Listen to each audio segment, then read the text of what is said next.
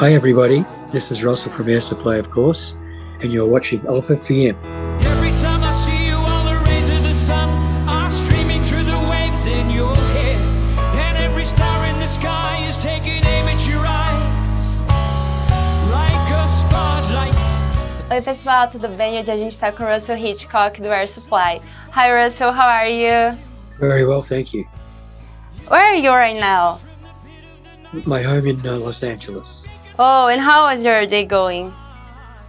Well, I went to get my hair done today. Came back. It's about 100 degrees here. Very hot. Oh my God, very hot. Staying inside now for the rest of the day. Okay, so before we begin, the name of one of your songs in current tour is actually Lost in Love. How this title represents you? Well, I guess over the years we've been known for playing very, very romantic songs. A lot of them have the word love in the title. And that was one of the first ones that Graham wrote. And he never tells you how he gets his songs, very secretive. But obviously it was a big hit with everybody around the world. And I think the song is very simple, but not in a dumb way. And obviously the melodies have always been wonderful. It's a very emotional, romantic song. Yeah, and as you said, Air Supply is known for doing really romantic songs with beautiful orchestration. Why do you think your songs still relate to people?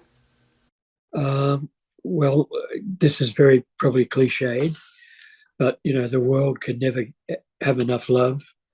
There's so much violence in the world, so many divided people everywhere, and I think love and musical love can make people come closer together, because we find at our concerts that no matter who it is, young or old, black or white, Asian, Middle Eastern, they have one thing in common when they come to see us, and it's the music. And I think that really does bring people together very closely.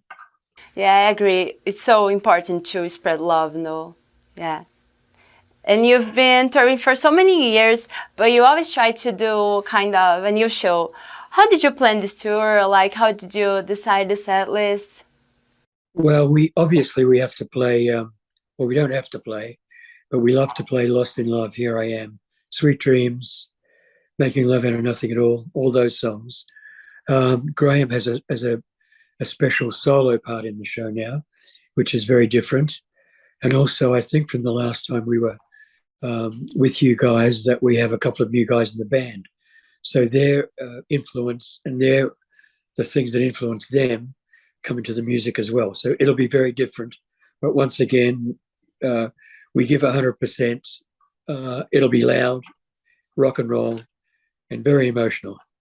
Yeah, I can't wait to see. I think fans will love for sure. Thank you. And Australia is known for being the country of some really big bands.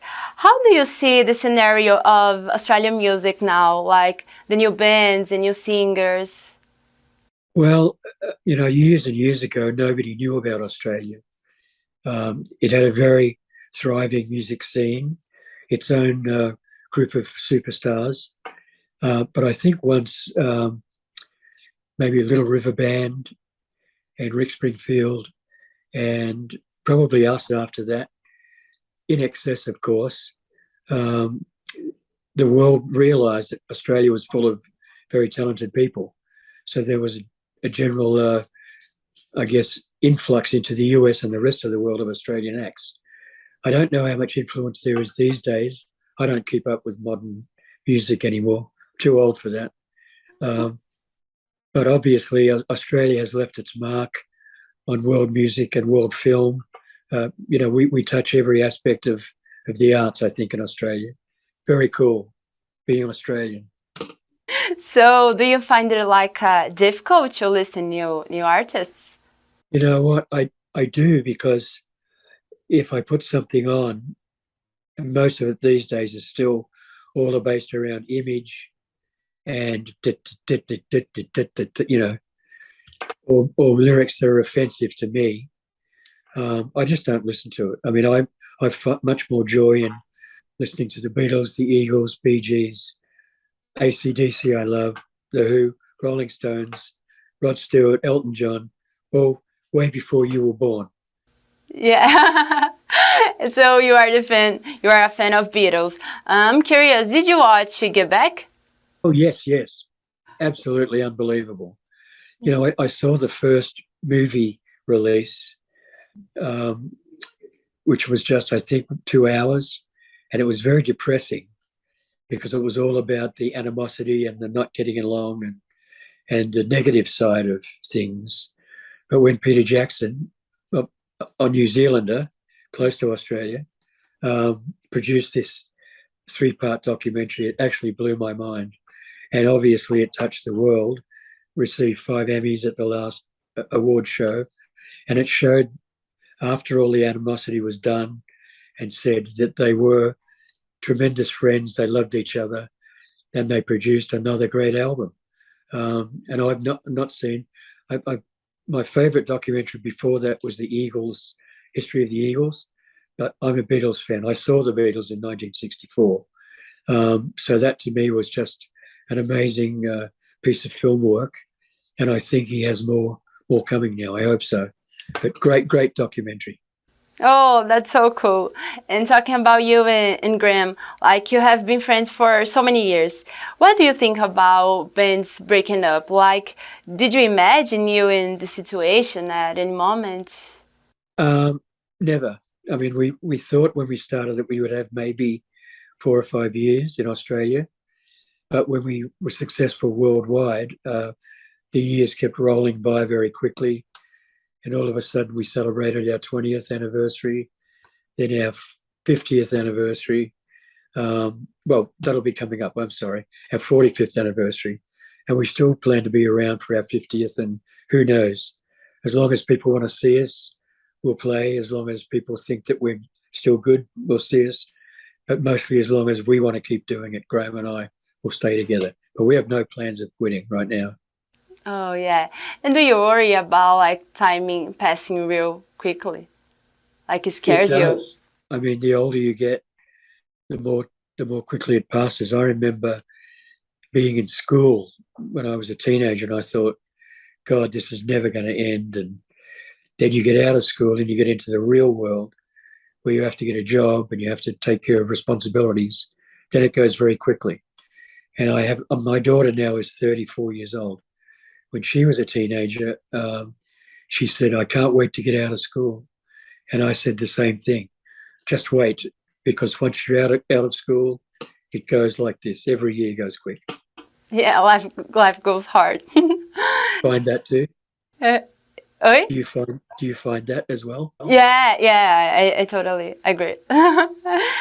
And how do you see the music industry nowadays? Like the streaming, what changes did you like or didn't? Oh, it's been unbelievable changes. When I first began with Graham, there were record companies who looked for artists, they nurtured them, they gave them financial support. They obviously promoted everywhere you could, radio, television, live performances. And in about late 80s, early 90s, it went from, this is my opinion only, went from being an artistic venture for record people to only how much money you could make. And if you were a new band or a new act and you didn't have success from the first record, you were gone. Let's find somebody else. Now I find it very disposable music. I mean, I see acts that I never heard of, that's okay because I don't watch a lot of it. But I see them once, then I never see them again. I think it's all very chew it up and spit it out. I don't think there's very much creativity in the music business anymore. It's all based on the same couple of things: image, how much your video costs, or how controversial you can be. You don't need the songs anymore. Yeah, like, and you don't songwrite, but I think you have a deep connection with lyrics. Did you try to songwrite it someday? Yeah, I can't write songs. They're horrible. I don't bother anymore. I stick to what I know. But did you try? Once. And how you feel? How did you feel about it? Well, I gave it to Graham, and I said, "Look at these and see what you think." And he never responded to me. So I think I got the message. Yeah. And what are your goals for the future? Well, we're just in the process of finishing a couple of new recordings, which we hope will be out by hopefully late October, November. We have a touring schedule that's already booked until we have dates booked until September next year. So it's just, business as usual for us. We're a touring band. We always were. We want to get back on the road again and just keep doing our thing, Yeah, could you tell more about this record? Well, the first song I think is going to call Be Tough. It sounds tough, but it's not tough. It's a very romantic song. We're in the process of looking at video concepts for it now. I can't really tell you too much about it because I don't know that much about it, but hopefully you'll be able to see it and hear it late October, early November. Now I'm excited to listen. And could you tell me more about your expectations for your concerts here in Brazil? Like, do you have any funny story here? Well, we've been to Brazil many times, and we've always found that our fans there are very super emotional, kind of a bit crazy, which is good. They show you how you feel straight away when you step on stage. I just want to get back there and enjoy the people and the food and the country and the sunshine and just have a great time. We've always been welcomed with open arms, and you can't really expect that. You can only hope in your heart that that'll be the same, but I think it will. We always get a lot of fan mail from Brazil, and we're just looking forward to getting back again. Do you like the food, so? I like all kinds of food. I shouldn't really say I'm particularly fond of Brazilian food. I like a little bit spicy, but I like Brazilian wine, actually. It's very good. Oh, well. Before we finish, the track Having You Near Me has the lyrics, "The past is over and gone." And I know that this is another context, but what was the most important thing that happened in your past and that you carry with you until now? Well, I'm very lucky to be where I am today, and I never expected it, certainly. And I think the thing I always carry with me is that how devoted our fans have been to us all the time. We went through, ups and downs, but every step of the way our fans have been with us. And I take that with me every time I go on the road, every time I receive a fan letter, because once again, this is a cliche, but if it wasn't for fans, we wouldn't be here. So I hold everybody that loves Air Supply and that supports us and always has very close to my heart.